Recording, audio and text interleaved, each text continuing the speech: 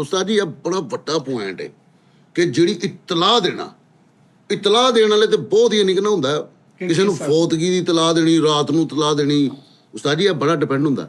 ਪਹਿਲੇ ਉਹਦੇ ਕੋਲ ਜਾਓ, ਖੁਦਾ ਉਹ ਬੜਾ ਸੋਚਣਾ ਪੈਂਦਾ ਕਿ ਉਹਨੇ ਕਿ ਮਿਸਾਲ ਖੁਦਾ ਨਾ ਖਾਸਤਾ ਵਾਲ ਫੌਤ ਹੋ ਗਿਆ ਤੇ ਉਹਦੇ ਮੁੰਡੇ ਨੂੰ ਫੋਨ ਕਰਨਾ ਵਾ ਤੇ ਇਹ ਬੜਾ ਦਰਦਨਾਕ ਜਿਹਾ ਟਾਈਮ ਹੁੰਦਾ।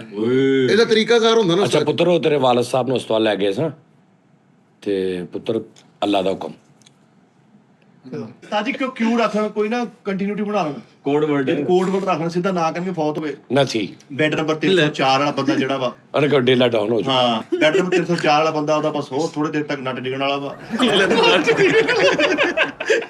ਲਾ ਮਾਫੀ ਯਾਰ, ਲਾ ਮਾਫੀ। ਜਿਨ੍ਹਾਂ ਤੇ ਬੀਤਦੀ ਹੈ ਨਾ ਉਹਨਾਂ ਨੂੰ ਪਤਾ ਹੁੰਦਾ ਕੀ ਯਾਰ ਉਹ ਫੌਤ ਕਿਦਾਂ ਦੱਸਣਗੇ ਤਾਂ ਉਹਨਾਂ ਦਾ ਦਿਲ ਲਾਉਣ ਲਈ ਪਹਿਲੇ ਲੁੱਡੋ ਰੱਖ ਗਈ। ਕਹਿੰਦਾ ਜਦੋਂ ਤੇਰੀ ਗੀਟੀ ਨਹੀਂ ਮਰੀ, ਕਹਿੰਦਾ ਇੱਥੇ ਤੇਰੇ ਵਾਲਦ ਸਾਹਿਬ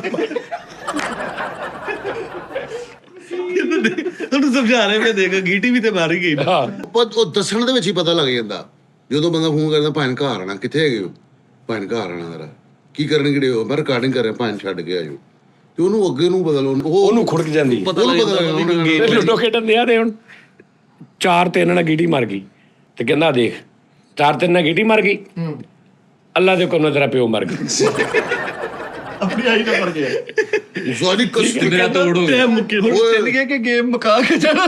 ਉਸਤਾਦ ਜੀ ਖੇਡਣ ਨੇ ਇੰਜ ਕਰਕੇ, ਲੂਡੋ ਖੇਡਣ ਦੇ ਸਾਰੇ ਜਣੇ।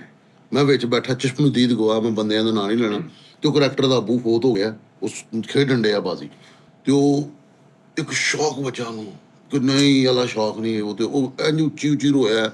ਅਸੀਂ ਉਹਨੂੰ ਯਾਨੀ ਕਿ ਸਾਰੇ ਦਲਾਸੇ ਦੇਣੇ, ਉਹਨੂੰ ਪਾਣੀ ਪੂਣੀ ਪਿਲਾਇਆ ਤੇ ਉਹ ਬਾਹਰ ਨਿਕਲਿਆ ਤੇ ਕਹਿੰਦਾ ਲੂਡੋ ਢਾਣੀ ਨਹੀਂ ਕਿਸੇ ਨੇ, ਮੈਂ ਆ ਰਿਹਾ।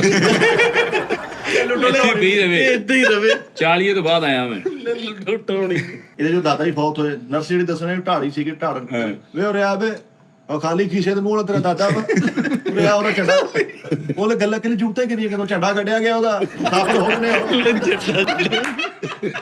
ਨਰਸ ਢਾੜੀ ਟੈਪ ਆ ਕੇ ਇਹਨੂੰ ਕਹਿੰਦੀ ਬੇਟੇ ਤੇਰੇ ਵਾਲਾ ਸਾਹਿਬ ਹੁਣੀ ਹੈ ਨਹੀਂ ਏ, ਡਾਕਟਰ ਨੇ ਕਿਹੜੀ ਕੋਸ਼ਿਸ਼ ਕੀਤੀ। ਉਹ ਕਹਿੰਦੀ ਜਾਣ ਤੋਂ ਪਹਿਲਾਂ ਕਿਹੜਾ ਤੜਫੇ ਨੇ। ਯਾਰ ਤੁਸੀਂ ਸਾਜੀਆਂ ਦੇਖ ਲਓ ਯਾਰ, ਏਦਾਂ ਦੀ ਗੱਲ ਤੇ ਨਹੀਂ, ਮਜ਼ਾਕ ਬਣਦਾ ਯਾਰ। ਹਾਂ ਯਾਰ, ਇੱਥੇ ਤੱਕ ਰਹਿ ਲੋ ਕਿ ਚਲੋ ਯਾਰ ਉਹ ਦੱਸਣਗੇ ਤੇ ਕਿੱਦਾਂ ਦੱਸਦੇ ਆ, ਹਾਂ ਲੇਕਿਨ ਉਹਦੇ ਚ ਉਹ ਨਹੀਂ ਨਾ ਹਿਸਾਬ ਕਿਤਾਬ ਹੈਗਾ।